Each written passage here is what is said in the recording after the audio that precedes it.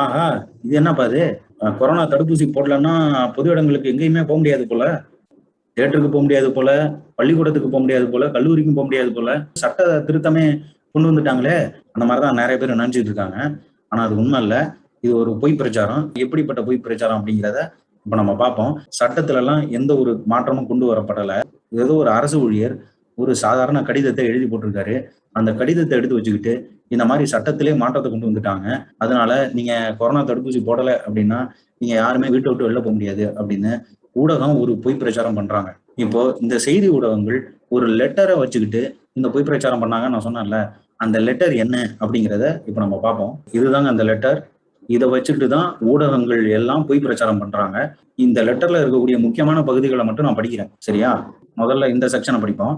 Based on above notification, all citizens were being instructed to follow COVID appropriate behavior such as maintaining social distance, wearing face masks, hand washing and avoiding crowd, etc. அப்படின்னு போட்டிருக்காங்க.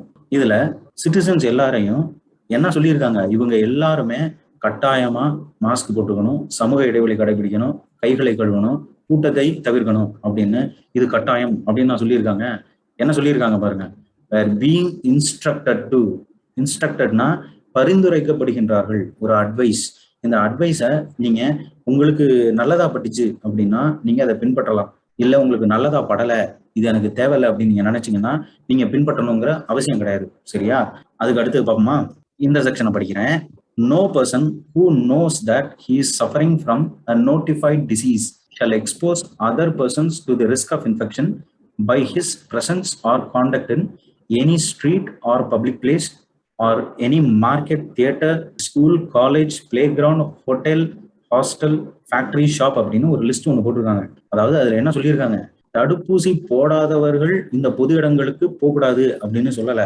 ஒருவன் அவனுக்கு ஒரு நோய் இருக்குன்னு அவனுக்கு தெரிஞ்சிருக்கணும். அவன் அதை தெரிஞ்சுக்கிட்டே அவன் போய் மற்றவர்களுக்கு அந்த நோயை பரப்பும் விதமாக இந்த பொது இடங்களில் போய் செயல்படுவதை தவிர்க்கணும் அப்படின்ற மாதிரி அவங்க சொல்லியிருக்காங்க. உங்களுக்கு நோய் இல்லை அப்படின்னு நீங்க நினைக்கிறீங்க, நீங்க ஆரோக்கியமா தான் இருக்கீங்கன்னு நீங்க நினைக்கிறீங்க அப்படின்னா இது உங்களுக்கு பொருந்தாது. நீங்க வழக்கம் போல பொது இடங்களுக்கு போகலாம். இப்போ இது அந்த லெட்டரோட அடுத்த பக்கம், 2வது பக்கம். சரியா? மொத்தம் 2 பக்கம் தான் அந்த லெட்டர். இந்த படிக்கிறேன் கேளுங்க. The Director of Public Health and Preventive Medicine has the power to make vaccination and preventive inoculations compulsory subject to provisions of subsection 3 அப்படின்னு போட்டிருக்காங்க.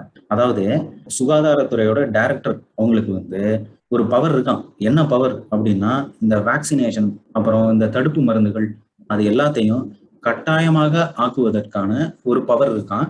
இது நிச்சயமா செல்லுபடி ஆகாது. ஏன் அப்படின்னா நம்மளோட இந்திய அரசியலமைப்பு சட்டத்தில் ஆர்டிகிள் 13 அப்படின்னு ஒண்ணு இருக்கு.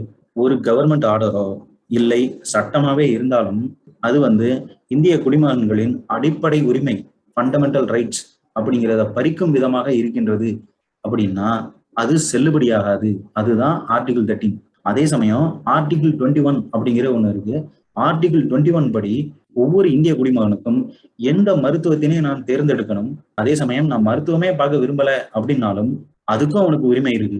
சரியா? ஆர்டிகிள் 21 படி. இந்த ஆர்டிகிள் 21 இப்போ நேஷனல் எமர்ஜென்சி, அதாவது என்ன, இந்த இந்திரா காந்தி இருந்த சமயத்துல எமர்ஜென்சி அப்படின்னு ஒண்ணு டிக்ளேர் பண்ணாங்கல்ல, அந்த நேஷனல் எமர்ஜென்சி பீரியட்ல கூட இந்த அடிப்படை உரிமை, எது மருத்துவம் தொடர்பான இந்த அடிப்படை உரிமை ஒரு இந்திய குடிமகனிடம் இருந்து இதை பறிக்க முடியாது. சரியா? அப்படிப்பட்ட ஒரு எமர்ஜென்சிலேயே பறிக்க முடியாது. ஆனா ஒரு சாதாரண லெட்டர் போட்டு இதை பறிக்க முடிஞ்சிடும் அப்படின்னு மட்டும் நீங்க நினைச்சிடாதீங்க. இது செல்லுபடி ஆகாது. செல்லுபடி ஆகாத எந்த ஒரு நோட்டீஸையோ, கவர்மெண்ட் ஆர்டரையோ, ஈவன் சட்டத்தையோ யாரும் பின்பற்றணும் அப்படிங்கிற அவசியமும் கிடையாது. இப்ப அடுத்து மேற்கொண்டு படிப்போம். Hence, all the Deputy Director of Health Services are hereby instructed to implement the above said sections of the Tamil Nadu Public Health Act 1939 by suitably informing the owner, occupier of the above places and ensure that all the places notified under section 71 subsection 1 are occupied by the persons who are vaccinated against COVID-19 so as to prevent the spread of infection from the infected persons to the other persons. இதுல என்ன சொல்லியிருக்காங்க அப்படின்னா, ஒரு கடையா இருக்கலாம், ஒரு ஹோட்டலா இருக்கலாம், இல்ல ஒரு ஹாஸ்டலா இருக்கலாம், இல்ல கல்லூரி, பள்ளிக்கூடம், இந்த இடத்தை நடத்துபவர்கள் இருக்காங்கல்ல, அந்த ஓனர், அவங்கெல்லாம் அங்கு வேலை பார்க்கக்கூடிய நபர்களோ இல்லை அங்க இருக்கக்கூடிய நபர்கள் கொரோனா தடுப்பூசி போட்டிருக்காங்களா இல்லையா அப்படிங்கிறத நீங்க என்ஷூர் பண்ணிக்கிங்க அப்படின்னு சொல்லியிருக்காங்க. இப்போ இந்த இதுல எழுதப்பட்ட ஸ்டேட்மெண்ட்டை நீங்க சரியா படிக்கணும். அது என்னன்னா முக்கியமா இந்த ஏரியாவை நீங்க கவனிக்கணும். All the places notified under section 71 subsection 1 are occupied by the persons who are vaccinated against COVID-19 அப்படின்னு எழுதியிருக்கு. இதுல are occupied only by the persons who are vaccinated against COVID-19 சொல்லல, சரியா? Only by the persons who are vaccinated against COVID-19 அப்படின்னாதான் தடுப்பூசி போடாதவர்கள் அந்த இடத்தில் இருக்கக்கூடாதுன்னு அர்த்தம். சாதாரணமா are occupied by the persons who are vaccinated against COVID-19 அப்படின்னு சொல்றது தடுப்பூசி போடாதவர்கள் அந்த இடத்துல இருக்கக்கூடாது அப்படின்னு அர்த்தம் ஆகாது. இதை நல்லா ட்ரிக்கியா எழுதியிருக்காங்க. இந்த ஒரு சாதாரண ஒரு லெட்டர் போய் எடுத்து வச்சுட்டு இது ஒரு கவர்மெண்ட் ஆர்டரும் கிடையாது, இது சட்டமும் கிடையாது.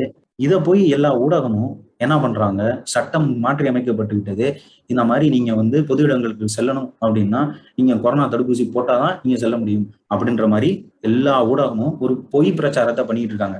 இந்த மாதிரி பொய் பிரச்சாரம்லாம் என்னவோ இப்போ புதுசா நடக்குது அப்படின்னு மட்டும் நீங்க நினைச்சுக்காதீங்க. இது கொஞ்சம் காலமாவே நடந்துகிட்டு தான் இருக்கு. இதுக்கு முன்னாடி கூட ஒரு தடவை சேலத்துல ரேஷன் கடையில பொருட்கள் வாங்கணும் அப்படின்னா கொரோனா தடுப்பூசி கட்டாயமா போட்டுக்கணும், கொரோனா தடுப்பூசி போடாதவங்களுக்கு ரேஷன்ல பொருட்கள் கிடையாது அப்படிங்கிற மாதிரி ஒரு அறிவிப்பெல்லாம் வந்துட்டு இதுல ஊடகத்துல.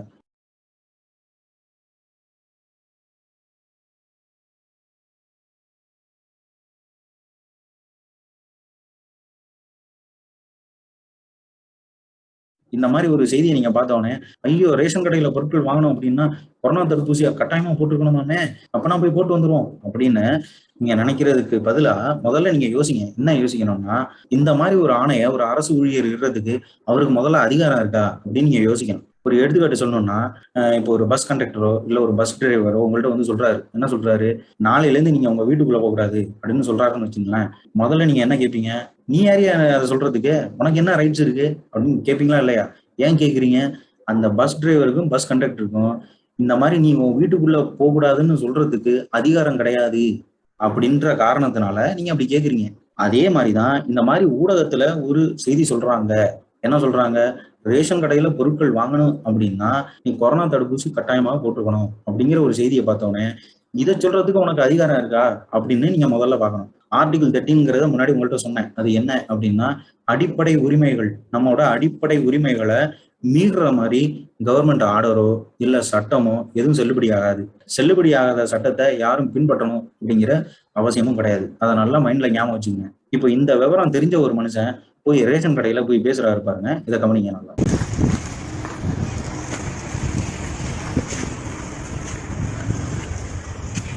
அப்படி அவரை கவர் பண்ண இந்த நோட்டீஸ் யார் ஓட்டினாங்க? இது இது இதா யார் ஓட்டினாங்க? நாங்கள் ஓட்டணும். எது ஓட்டினீங்க? கொரோனா தடுப்பூசி எல்லாருமே போட சொல்லி ஓட்டுருக்கு. யார் போட சொன்னாங்க? அப்படி கட்டாயப்படுத்தி? கட்டாயமெல்லாம் கிடையாது. அதுக்கு பேர் என்ன? இங்கே எழுதி இருக்கு. அதாவது இங்கே கட்டாயங்கிறது அழிக்கணும், அழிக்கல. நாங்கள் எதுக்கு, யார் இதை ஒட்ட சொன்னாங்க? நாங்க தான் பொதுமக்களுக்காக விழிப்புணர்வுக்காக ஒட்டினது. விழிப்புணர்வு நீங்க என்ன கொடுக்கறது? பொதுமக்களை கட்டாயப்படுத்துறதுன்னு உங்களுக்கு பேர் விழிப்புணர்வா? கட்டாயமெல்லாம் யாரையும் படுத்து கிடையாது. அது நோட்டீஸ் தப்பாடிச்சிட்டாங்க. யாரு தப்பாடிச்சாங்க? எல்லாரும் ஒரே மாதிரி தப்பாடிப்பாங்களா? இதை யார் உங்களுக்கு இதெல்லாம் பிரிண்ட் எடுத்து கொடுத்து யார் ஒட்ட சொன்னாங்க? இதை யாருமே சொல்ல கிடையாது. நாங்க தான் ஒட்டினது. அப்ப இதுக்கான தண்டனை நீங்க தான் ஏத்துக்கிறீங்க இல்லையா? என்ன உங்களுக்கு என்ன பிரச்சனை சொல்லுங்க. இதை கட்டாயப்படுத்துறது சட்டவிரோதம். இது இப்படி யாரும் சொல்ல பொருள் வாங்கிக்கலாம். இதுக்கு பேர் என்ன? பொருள் வாங்கிக்கலாம். சரிங்களா? கட்டாயம் படுத்த கிடையாது. இது கிளிங்கப்பா. எது அது நாங்க கிழிச்சுக்கிறோம். கிளிங்க யார் வந்தாலும் வரலனாலும் நான் போட்டாலும் போடலாம் பொருள் கொடுக்க வேண்டியது எங்களுடைய கடமை. நாங்க பொருள் கொடுக்கணும். இந்த இதுல கடையில என்ன கொரோனா தடுப்பூசி போட்டா கட்டாயமா போட்டாதான் பொருள் தருவோம் சொல்லி கொடுத்துருக்கீங்க. யார் சொன்னாங்க? யார் சொன்னாங்க? இது இல்லம்மா, இது யார் இப்படி ஒட்ட சொன்னாங்க அப்படின்னு கேக்குறேன். யார் சொன்னாங்கன்னு கேக்குறேன். அது யார் சொன்னாங்கன்னு கேக்குறேன். இதை ஒட்ட சொன்னது யாரு? எந்த கடைக்காரரு? இதை ஒட்ட சொன்னது யாரு? நீங்களும் ஓட்டி இருக்கீங்க. யார் ஒட்டினாங்க? கட்டாயங்கிறது அடிச்சிருக்கீங்க. இதை ஒட்ட சொன்னது யாருன்னு கேக்குறேன் நானு. நீங்களே எப்படி விட்டுவீங்க? தடுப்பூசி போட சொல்லி இது பண்ணதுதானா? யார் சொன்னாங்க? யார் பிரிண்டிங் மிஸ்டேக் பண்ணாங்க? யார் பிரிண்டிங் மிஸ்டேக் பண்ணாங்கன்ற எடுங்க முதல்ல. இப்ப அதையும் கிளிங்க. அத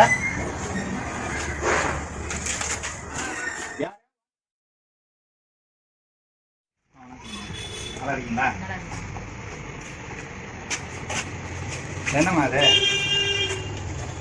அது இந்த கொரோனா இதுக்கு இன்ஜெக்ஷன் போட்டுருக்கோம். ஓ, யார் இது ஓட்ட சொன்னாங்க? ஆஃபீஸ்ல சார். எந்த ஆஃபீஸு? இந்த இதில் தாலுக்கா ஆஃபீஸ். தாலுக்கா ஆஃபீஸுங்க. தாசில்தாரா? ஆமாங்க சார். ஆ, எப்போ சொன்னது இது? ஒரு வாரம் இருக்குங்க. ஒரு வாரத்துக்கு முன்னாடியே சொல்லிட்டாங்களா? தடுப்பூசி போடலன்னா பொருள் தர வேணான்ட்டாங்களா? இல்லை அப்படியே சொல்லலை. அப்புறம் இப்போ அப்படி தான் எழுதி வச்சிருக்கு. போடணும்னு சொல்லி போட்டிருக்காங்க சார். அவங்க இன்ஜெக்ஷன் போடலன்னா அப்போ பொருள் தர வேணான்னு சொல்லியிருக்காங்களா? அப்படிதான் அப்படிதான் எழுதிருக்கீங்க நீங்கள்? கட்டாயம் கொரோனா தடுப்பூசி செலுத்திருக்க வேண்டும்னு சொல்லியிருக்காங்க. ஆமாம். இது வந்து இங்கே போடுறாங்கன்னு சொல்லி ஜனங்களுக்கு அறிவிப்பு பண்ணுறது. அதாம்மா, நீங்கள் எப்படின்னா பொருட்கள் பெற திங்கட்கிழமை முதல் ரேஷன் பொருட்கள் பெற நியாய விலை கடைக்கு வரும் குடும்ப அட்டைதாரர்கள் கட்டாயம் கொரோனா தடுப்பூசி செலுத்தி இருக்க வேண்டும் சொல்றாங்க. அப்ப போடாதவனுக்கு பொருள் தர மாட்டாங்கிறதான அர்த்தம். அப்படிதான் எல்லாரும் கொடுத்துருக்காங்க. இல்ல, நீ கொடுத்துட்டு இருக்கிறீங்கன்றது வேறமா. நீங்க இப்படி ஒண்ணு எழுதி வச்சு போடுறதுக்கு வந்துட்டு வர்றவனை வந்துட்டு கட்டாயப்படுத்தி போட வச்சுட்டு இருக்கிறீங்க. இது வந்து கொலை முயற்சி குற்றங்கிறது உங்களுக்கு தெரியுமா? இப்படி ஒரு போஸ்ட் ஒட்டி இருக்கிறது நீங்க இந்த இதோட இன்சார்ஜா? இப்போ ரேஷன் கடையில பேசினவனே எல்லாரும் எப்படி பின்வாங்கினாங்க பாத்தீங்களா? அதெல்லாம் கட்டாயமா இல்லையே, அப்படியெல்லாம் சும்மா அட்வைஸ் பண்ணியிருக்காங்க அப்படின்னு பின்வாங்கினாங்களா? ஆனா அந்த விவரம் தெரியாதவன் அதை பார்த்தவனே ஐயோ கொரோனா தடுப்பூசி போட்டுக்கணுமா அப்படின்னு சொல்லி பயந்து போய் நடுங்கி போய் விருப்பமே அவனுக்கு கொரோனா தடுப்பூசி போடுறதுக்கு விருப்பம் இல்லைனாலும் போய் லைன்ல போய் நிற்பான். இப்போ இது தொடர்பா அந்த இடத்துல இருக்கக்கூடிய கலெக்டருக்கு கால் பண்ணி பேசுறத கேளுங்க. சார், இப்போ ரேஷன் கடைகள் எல்லாம் வந்துட்டு கட்டாயமா தடுப்பூசி போட்டுருக்கிறவங்களுக்கு தான் ரேஷன் பொருள் வழங்கப்படும் சொல்லிட்டு எல்லாம் ஒட்டி வச்சிருக்காங்க. எல்லா பக்கமும் எல்லா ரேஷன் கடையிலயும் ஒட்டி வச்சிருக்காங்க. சொல்லி அட்வைஸ் பண்ணிருப்பாங்க. கட்டாயமா போட்டாதான் ரேஷன் கிடையாது. அப்படி இல்லாதப்ப கட்டாயம்னு ஒட்டி போஸ்டர் ஒட்டி எல்லாரையும் வரவங்க எல்லாம் கட்டாயப்படுத்திருக்காங்க சார். இது நீங்க வந்துட்டு ஒரு ஒரு ரேஷன் கடையில தான் இருக்கிறேன் நான். அதான் சார், நானு அந்த நேத்து கூட பல கடைகள்ல போய் அந்த போஸ்டரை நான் கிழிச்சிட்டு வந்தேங்க. கிழிச்சிட்டு வீடியோ ரெக்கார்டு எடுத்து வச்சிருக்கேன் நானு. எனக்கு ரொட்டீனா வந்துட்டு எங்க அமைப்புக்கு போன் வந்தே இருக்குது, இப்படி எல்லாம் வந்து பண்றாங்க, ரேஷன் தர மாட்டேங்கிறாங்க, திருப்பி அனுப்பிடுறாங்க. ரேஷன் எங்க தர கிடையாது, தர மாட்டேன்னு சொல்லல, யாரும் சொல்ல மாட்டாங்க. அப்படி எங்க சொல்லலைன்னா சொன்னா சொல்லும். அதான் சார், நீங்க நான் என்ன கேட்கறேன், கடையிலன்னு சொல்லுங்க. நியூஸ்ல எல்லாம் போட்டுருக்கேன் சார். கலைஞர் நியூஸ், சன் நியூஸ், நியூஸ்ல போட்டிருந்தாலும் தப்பு தான். மாவட்ட வழங்கல் அலுவலர் தானே சார்? சார், இப்போ சேலத்துல வந்துட்டு ரேஷன் கடைகள்ல பொருட்கள் வாங்க வரும் குடும்ப அட்டைதாரர்கள் அனைவரும் தடுப்பூசி செலுத்தியிருக்க வேண்டும் என மாவட்ட நுகர்பொருள் வழங்கல் துறை உத்தரவுன்னு சொல்லிட்டு நியூஸ்ல எல்லாம் போட்டிருக்காங்க.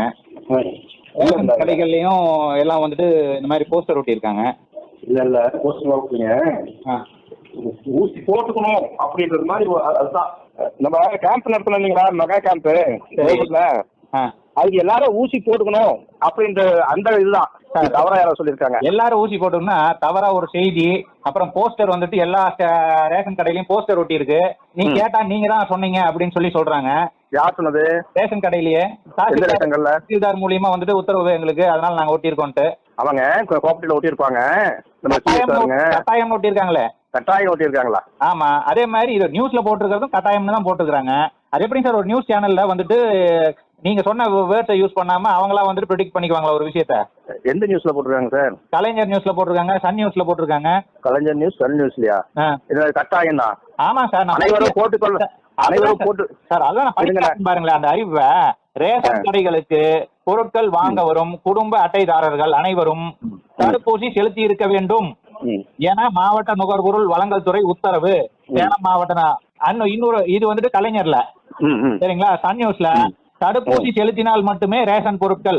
சேலம் மாவட்டத்தில் கொரோனா தடுப்பூசி செலுத்தியவர் யாரும் தவறுதலா பண்ணிருக்காங்க. ஒரு சோதனை தடுப்பூசிய மக்கள் மேல கட்டாயப்படுத்தி திணிக்கிறது கொலை முயற்சிக்கு சமமான குற்றம். இது ஊசி போட்டாதான் பொருள் போடுற அந்த மாதிரி எல்லாம் எதுவும் கிடையாதுங்க சார். இதை வந்துட்டு இப்போ நீங்க வந்து ஓரல் இன்ஸ்ட்ரக்ஷன் கொடுத்து நீங்க பண்ணிருந்தீங்க அப்படின்னா அது குற்றங்க. அதான் எங்க பிஆர்ஓ கேட்கறேன். எங்க பிஆர்ஓ சார்கிட்ட வந்து இந்த மாதிரி வந்துதான் சார் சொன்னாருன்னு கேட்டேன் சாருக்கு. நான் வரேன், சரிங்களா? பாருங்க சார், இப்போ அந்த கலெக்டர் ரேஷன் கடையில பொருட்கள் வாங்கணும் அப்படின்னா கொரோனா தடுப்பூசி கட்டாயம் அப்படிங்கறத ஒத்துக்கிட்டாரா? இல்ல அப்படியே சொன்னாங்க செய்தியில அப்படின்னு சொல்லி பின்வாங்கிட்டாரு. பாத்தீங்களா? ஏன் அவர் ஒத்துக்கல? ஏன்னா அந்த ஆணை அப்படிப்பட்ட ஒரு ஆணை சட்டப்படி செல்லுபடி ஆகாது. அதனால அவர் ஒத்துக்கல. புரியுதுங்களா?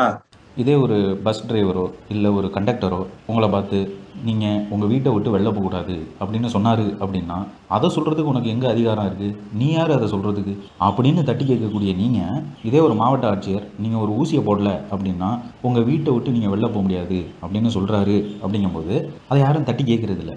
ஏன் அப்படின்னா அப்படி அந்த மாவட்ட ஆட்சியருக்கு சொல்கிறதுக்கு அதிகாரம் இருக்குன்னு நீங்கள் நினைக்கிறீங்க. அது சட்டப்படி செல்லும்னு நீங்கள் நினைக்கிறீங்க. நீங்கள் ஏன் அப்படி நினைக்கிறீங்க அப்படின்னா உங்களுக்கு சட்டம் தெரியல, அதனால நீங்கள் அப்படி நினைக்கிறீங்க. இப்போ ரேஷன் கடையில் பொருட்கள் வாங்கணும் அப்படின்னா கொரோனா தடுப்பூசி கட்டாயமாக போட்டிருக்கணும் அப்படின்னு வந்த செய்தியை நம்ம பார்த்தோம். இப்போ அந்த இடத்த சார்ந்த கலெக்டர் வந்து அப்படி நான் சொல்லலையே அப்படின்னு சொல்லி பின்வாங்கினார்ல, அது ஏன் அவர் பின்வாங்குறாரு அப்படின்னா அவருக்கு அது சட்ட சிக்கலை உண்டு பண்ணும். சட்டம் தெரிஞ்சவங்க யாராவது இப்படி அவர் ஒரு ஆணையை பிறப்பிச்சிருந்தாரு அப்படின்னா அவர் மேலே நீங்கள் வழக்கு போடலாம். அது உங்களுக்கு தெரியுமா? அதனால் சட்டத்தில் இருக்கக்கூடிய சில விஷயங்களை நான் உங்களுக்கு சொல்கிறேன். முதலில் ஒருத்தன் வந்து உங்களை கத்தி எடுத்து குத்த வரான்னு வச்சுங்க. இப்போது அவன் கத்தியால் உங்களை குத்த வர சமயத்தில் நீங்கள் நகர்ந்து தப்பிச்சுக்கலாம். இல்லை உங்கள் மேலே கத்தி குத்திருச்சு அப்படின்னாலும் உங்கள் மேலே அது ஒரு சாதாரண காயத்தை மட்டும் ஏற்படுத்தலாம், இல்லை பலத்த காயத்தினை ஏற்படுத்தலாம், இல்லை உங்களோட உயிரே போயிடலாம். எத்தனையோ வாய்ப்பு இருக்குது. இப்போ அந்த கத்தியை குத்த வந்தவனை எப்படிப்பட்ட குற்றத்தினை அவன் செய்தான் அப்படின்னு நம்ம சொல்லுவோம் அப்படின்னா அது ஒரு கொலை முயற்சி குற்றம். ஏன் அப்படின்னா அவனுடைய செயலினால் உங்களுக்கு உயிரிழப்பு ஏற்படுவதற்கு ஒரு வாய்ப்பு இருக்கின்றது. அதே மாதிரி இந்த தடுப்பூசி போடுறதுனால நீங்கள் நல்லாவும் இருந்துடலாம், உங்களுக்கு ஒரு சின்ன பக்க விளைவு ஏற்படலாம், இல்லை மோசமான பக்க விளைவும் ஏற்படலாம், இல்லை உயிரே போயிடலாம். எத்தனையோ வாய்ப்பு இருக்குது. சரியா? அந்த இதில் ஒரு சின்ன ரிஸ்க் இருக்குது. அது எல்லாருக்கும் நடக்கிறதில்ல. அந்த சின்ன ரிஸ்க்கை ஏற்றுக்கிட்டு விரும்பி போட்டுக்கிறவங்க நிறைய பேர் இருக்காங்க. அது அவங்கவுங்க விருப்பம். ஆனால் அந்த ரிஸ்க்குக்கு பயப்படுறாங்க. உயிர் போயிடுச்சுன்னா என்ன பண்ணுறது அப்படிங்கிற ஒரு ரிஸ்க்குக்கு பயப்படுறாங்க. எனக்கு இந்த நோயை காட்டிலும் எனக்கு இந்த தடுப்பூசியை நினச்சா பயமாக இருக்குது அப்படின்னு நினைக்கக்கூடியவங்களும் இருக்காங்க. அப்படி இருக்கும்போது அவங்க மேலே இதை திணிப்பது எப்படி அப்படின்னா இதே மாதிரி இதுவும் ஒரு கொலை முயற்சி குற்றம். ஒரு கத்தி குத்தும்போது இருக்கக்கூடிய வாய்ப்புகள் இதுக்கும் அப்ளை ஆகுது. அதனால் ஒருவனின் விருப்பத்தை மீறி அவன் மேலே ஊசியை திணிப்பது ஒரு கொலை முயற்சி குற்றம். அப்படி உங்கள் வீட்டுக்கு வந்து யாராவது உங்களோட விருப்பத்தை மீறி தடுப்பூசியை திணிக்கிறாங்க, மேலே குத்துறாங்க அப்படின்னா அதை ஒரு வீடியோ பதிவு எடுத்துக்கங்க. அப்படி செய்பவர்கள் மீது நீங்கள் கொலை முயற்சி குற்றத்தின்படி வழக்கு போடலாம். அதுக்கு அடுத்தது இன்ஃபார்ம்டு கன்சென்ட் அப்படின்னு ஒன்று இருக்குது. அதாவது ஒரு மருத்துவர் உங்களுக்கு இந்த தடுப்பூசியை போடுறாரு அப்படின்னா இந்த தடுப்பூசியால் ஏற்படும் பக்க விளைவுகள் அனைத்தினையும் அந்த மருத்துவர் உங்கள்கிட்ட சொல்லணும், முழுமையாக சொல்லணும். இப்போது ஒரு மருத்துவர் இந்த மாதிரி இதனால் ஏற்படும் பக்க விளைவுகள் எதையும் உங்கள்கிட்ட சொல்லாமல் வெறுமனே இது சேஃபு தான் அப்படின்னு சொல்லி உங்கள் மேலே இந்த தடுப்பூசியை போட்டார் அப்படின்னா அந்த மருத்துவர் இன்ஃபார்ம்டு கன்சென்ட் உங்களுக்கு கொடுக்கலன்னு அர்த்தம். அப்படி இன்ஃபார்ம்டு கன்சென்ட் கொடுக்காம உங்கள் மேலே மருத்துவம் செய்யக்கூடிய மருத்துவர் மீது நீங்கள் சிவில் மற்றும் கிரிமினல் கேஸ் நீங்கள் ஃபைல் பண்ண முடியும் அப்படிங்கிறத நீங்கள் தெரிஞ்சுக்கங்க. மேலும் நீங்கள் மருத்துவமனைக்கு போகும்போது ஒரு மருத்துவர் நீங்கள் கொரோனா தடுப்பூசி போட்டிருந்தால் தான் உங்களுக்கு நான் மருத்துவம் பார்க்க முடியும், இல்லை மருந்து மாத்திரை கொடுக்க முடியும் அப்படின்னு சொன்னாங்க அப்படின்னா அவங்க சொல்கிறத நீங்கள் வீடியோ பதிவு எடுத்து அவங்க மேலே நீங்கள் வழக்கு போட முடியும். ஏன் அப்படின்னா ஆர்டிகிள் 21 படி ஹெல்த் கேர், அதாவது மருத்துவம் என்பது ஒவ்வொரு குடிமகனுக்கும் எந்த ஒரு பாரபட்சமின்றி வழங்கப்பட வேண்டும். அதாவது நான் கொரோனா தடுப்பூசி போட்டவங்களுக்கு மட்டும்தான் மருத்துவம் பார்ப்பேன், போடாதவங்களுக்கு மருத்துவம் பார்க்க மாட்டேன் அப்படிங்கிறது ஒரு பாரபட்சம். அப்படி ஒரு மருத்துவர் செய்தால் அவர் ஆர்டிகிள் 21 வயலேட் பண்ணுறாரு அப்படின்னு அர்த்தம். அவர் பேசியதை காணொளி ஆதாரமாக எடுத்து அவர் மீது நீங்கள் வழக்கு தொடுக்க முடியும் அப்படிங்கிறதையும் தெரிஞ்சுக்கங்க. மேலும் உங்கள்கிட்ட யாராவது நீங்கள் கொரோனா தடுப்பூசி போட்டிங்களா இல்லையா அப்படின்ற கேள்வி கேட்குறாங்கன்னு வச்சுங்களேன், அந்த கேள்விக்கு நீங்கள் பதில் கொடுக்கணுங்கிறது அவசியம் கிடையாது. ஏன் அப்படின்னா ஒவ்வொரு மனிதனின் மருத்துவம் தொடர்பான தகவல் என்பது சென்சிட்டிவ் பர்சனல் டேட்டா அப்படின்னு சொல்லுவாங்க. அந்த சென்சிட்டிவ் பர்சனல் டேட்டாவை நீங்கள் சொல்லியே ஆகணும்னு யாருனாலையும் கட்டாயப்படுத்த முடியாது. சரி, ஒரு சாதாரண சர்க்குலர் எடுத்து வச்சுக்கிட்டு சட்ட திருத்தம் செய்து விட்டார்கள், இனிமேல் ஊசி போடாதவர்கள் பாத்ரூமுக்கு கூட செல்ல முடியாது அப்படின்னு எதுக்கு கூவிட்டு இருக்கானுங்க அப்படின்னா நம்ம எல்லாரையும் டெஸ்ட் பண்ணி பார்க்குறாங்க. அதாவது இப்படி ஒரு செய்தியை போட்டால் மக்கள் எல்லாம் எப்படி ரியாக்ட் பண்ணுறாங்க அப்படின்னு டெஸ்ட் பண்ணி பார்க்குறாங்க. இது எப்படின்னா அந்த வடிவேல் ஜோக் ஒன்று பார்த்துருக்கீங்களா? அதாவது இப்போ நம்ம கொடுத்த அலப்பறைக்கு அவன் பயந்து போய் கடையை பூட்டிட்டு அப்படியே ஓடிட்டான்னா இன்னிலிருந்து அவன் நமக்கு அடிமை. பயப்படாம எதையாச்சும் ஆயுதத்தை எடுத்துக்கிட்டு நம்மளை விரட்டிக்கிட்டு வந்தான்னா இன்னிலிருந்து நம்ம அவனுக்கு அடிமை. இப்ப அவன் வாரானா போறானான்னு போய் பாருங்க. உங்க ஆட்டையில இது புது ரகமா இருக்கு. அதாவது இந்த செய்தியை கேட்டோடனே நீங்க எல்லாம் பயந்து நடுங்கிட்டீங்க அப்படின்னா இந்த செல்லுபடியாகாத சட்டத்தை வச்சு உங்க எல்லாரையும் அடிமைப்படுத்த முடியும்னு அர்த்தம். அதாவது இன்னையிலேருந்து நாம அவனுக்கு அடிமை. இது இந்த செய்தியை கேட்டோடனே நம்ம எல்லாம் இப்படி ரியாக்ட் பண்றோம்னு வச்சுக்கலாம். முதல்ல இப்ப அதையும் கிளிங்க அப்படின்னா இன்னையிலேருந்து அவன் நம்மளுக்கு அடிமை. இதெல்லாம் எப்படி நம்ம எதிர்கொள்ள போறோம் அப்படின்னு உங்க எல்லாருக்கும் ஒரு குழப்பம் இருக்கும். அதுக்காக தான் நான் ஒரு தீர்வுக்கான ஒரு காணொலி செய்யலாம் அப்படின்னு அவங்கள்ட்ட நான் சொல்லியிருந்தேன். அதுக்கு நிறைய படிக்க வேண்டியது இருக்கு, நிறைய தகவல் சேகரிக்க வேண்டியது இருக்கு. அதனால் ரொம்ப கால தாமதமாகின்றது. மீண்டும் சந்திப்போம். நன்றி, வணக்கம்.